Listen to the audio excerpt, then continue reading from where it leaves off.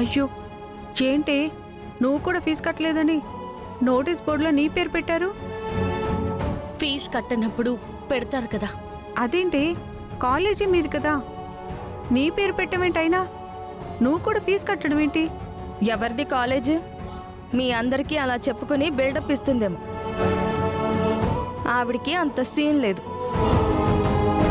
అవును, మీరందరూ ఎంతో, కాలేజ్కి తనకు కూడా అంతే. తనకేమీ ఎక్స్ట్రాగా కొమ్ములు లేవు. ఫీజు కట్టకపోతే మీ అందరినీ ఎలా ఎగ్జామ్ రాయనివ్వరో తనని కూడా అలాగే రాయనివ్వరు. నా ఫీజు సంగతి నేను చూసుకుంటాను. మీరు అనవసరంగా మాట్లాడాల్సిన అవసరం లేదు. అబ్బా, ఎలా కడతావే ఫీజు? నువ్వేమైనా ఉద్యోగం చేస్తున్నావా లేదా కోటీశ్వరరాలువా? అలా అంటావేంటి అక్షిత? తన కోటీశ్వరరాలు కూతురే కదా. గుండమ్మకి డబ్బుంది కదా. డబ్బుంటే ఆవిడేమైనా తన సొంత అమ్మనా? ఆవిడెందుకు డబ్బిస్తుంది? ఏమో, కన్నీళ్లు పెట్టుకుని ఏడిస్తే ఇవ్వచ్చు కదా. అమ్మా అమ్మా అని ఈవిడ, డాటరు డాటరు అని ఆవిడ తెగ రాసేసుకుంటున్నారు కదా. ఆ మాత్రం ఇవ్వలేదా? అవునులే, అది నిజమే. పోయి గుండమ్మ దగ్గరికి వెళ్ళి అమ్మా అమ్మా ఫీజు కట్టలేదమ్మా అని ఏడు. ఆవిడే అంత పడేస్తుంది. లేకపోతే చరణ్ ఉన్నాడుగా, చరణ్ని రిక్వెస్ట్ చెయ్యి, తను కడతాడు.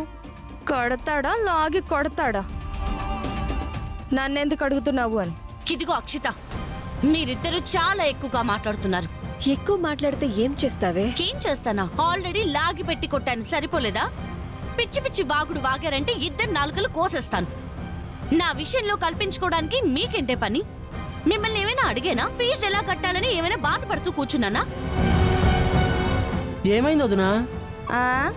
తను ఫీజు కట్టలేదని నోటీస్ బోర్డులో పేరు పెట్టారు.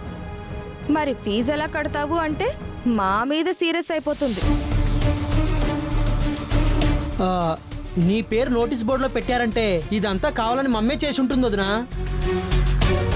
కావాలనే పెట్టడం ఏంటి? తను ఫీజు కట్టలేదు కాబట్టి నోటీస్ బోర్డులో పేరు పెట్టారు. ఆహా, మీరిద్దరు ఫీజులు కట్టారా? మరి మీ పేర్లు ఎందుకు పెట్టలేదు? నేనంటే ఆ ఇంటి కోడల్ని. మరి ఈవిడెవరు? నీ తోక?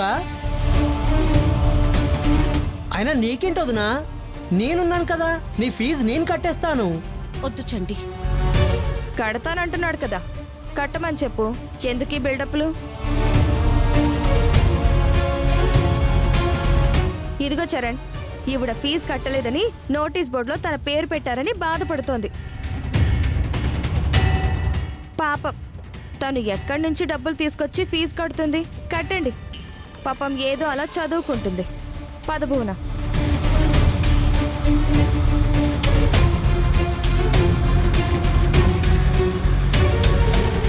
ఫీజు నేను కడతానులే, నువ్వేం ఫీల్ అయిపోనక్కర్లేదు. నా ఫీజుని మీరెందుకు కట్టడం? గుర్రం గుడ్డిదైనా దానా తప్పదని పాత సామెత ఒకటి ఉంది కదా. నేను వద్దనుకుంటున్నా, నువ్వు నన్ను వదులుకోవట్లేదు కదా. ఉందిగా ఇంకా భార్యాభర్తల బంధం అనేది నీ మెడలో, అందుకోసమైనా కడతానులే. రేపు నా మొగుడు తెలిసి కూడా కాలేజ్ ఫీజు కట్టలేదని నన్ను అన్పాపులర్ చేసినా చేస్తావు. ఆ ముష్టి ఏదో నేనే పడేస్తానులే. ముష్టి తీసుకోవడానికి నేనేం ముష్టిదాన్ని కాదు. నా ఫీజుని ఎవ్వరూ కట్టాల్సిన అవసరం లేదు, నేనే కట్టుకుంటాను.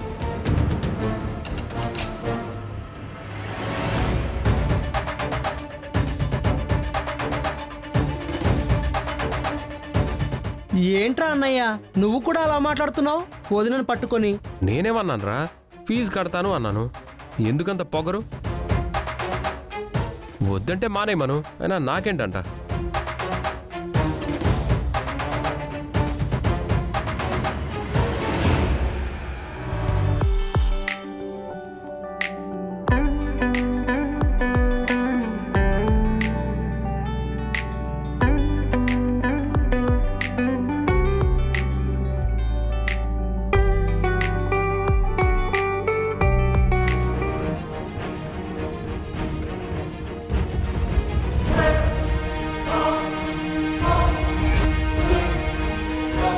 రేపు నా మొగుడు తెలిసి కూడా కాలేజ్ ఫీజు కట్టలేదని నన్ను అన్పాపులర్ చేసినా చేస్తావు.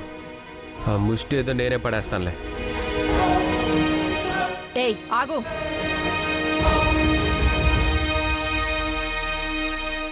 ఏం చేస్తున్నావిక్కడ? పవిత్రమైన దేవుడి గుడి దగ్గరికి ఎవరు రమ్మన్నారు? నిన్నేనే అడుగుతోంది.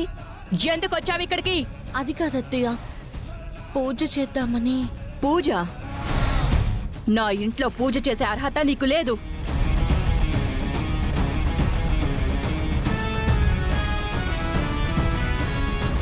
అదేంటే పూజ చేస్తే తప్పేంటి? పూజ చేయడం తప్పనట్లేదు, చేయడానికి దీనికి అర్హత లేదు అంటున్నాను. ఈ ఇంట్లో పూజ అంటూ చేస్తే నేను చేయాలి, లేదంటే నా కోడలు అక్షిత చేయాలి, లేదంటే నా అనుకున్న వాళ్ళు నా వాళ్ళు చేయాలి. నేను మెచ్చిన వాళ్ళు చేయాలి. నువ్వు నేను మెచ్చిన దానివి కాదు, నేను అనుకున్న దానివి అంతకన్నా కాదు. కాకపోవడం ఏంటి? తను ఇంటి కోడలు అని మీరనుకుంటున్నారేమో, నేననుకోవట్లేదు. అసలు దీన్ని కట్టుకున్న నా కొడుకే అనుకోవట్లేదు ఇది నా భార్య అని. ఇది నా కోడలెలా అవుతుంది? ఏంట్రా అన్నయ్య ఇది? కావాలని వదినను బాధ పెట్టాలని చూస్తున్నట్టు అనిపించట్లేదా నీకు? మమ్మీ ఏం కావాలని అనట్లేదు. ఈ ఇంట్లో దాని స్థానం ఏంటో దానికి తెలియాలని అంటుంది. ఏ చరణ్ ఇంపార్టెంట్ డాక్యుమెంట్స్ కోసం ఆ ఇంటికి వెళ్తే దొంగను చేసి మాట్లాడినప్పుడు చరణ్కి బాధ అనిపించలేదా? ఆ గుండం ఏదో తెలివిగా ఫోన్ చేసి పోలీసుల్ని పిలిపించింది. మరి ఇవిడి గారు అక్కడే ఉందిగా. అదేంటది, ఆయన నా భర్త దొంగ కాదు అని పోలీసులతో ఒక్క మాటైనా చెప్పిందా? పోనీ గుండమ్మ నాపిందా? ఆ గుండమ్మ ఎలా ఆడిస్తే అలా ఆడింది. అది దాని అమ్మ మాట విన్నప్పుడు నా మాట నా కొడుకు వినడా? అర్థమైంది కదా? నీకు నచ్చినట్టు నువ్వు చేసావు, ఇప్పుడు మాకు నచ్చినట్టు మేము ఉంటాం. ఇంట్లో పని మనిషిగా ఉండే అర్హత కూడా నీకు లేదు.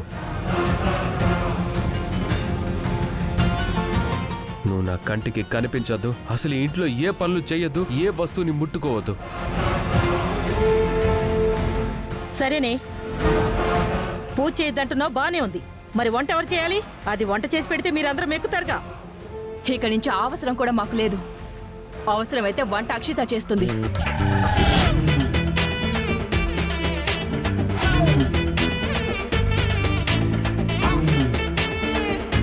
అక్షిత వంట చేస్తుందా? తనకి వంట రాకపోతే నేను నేర్పిస్తానురా.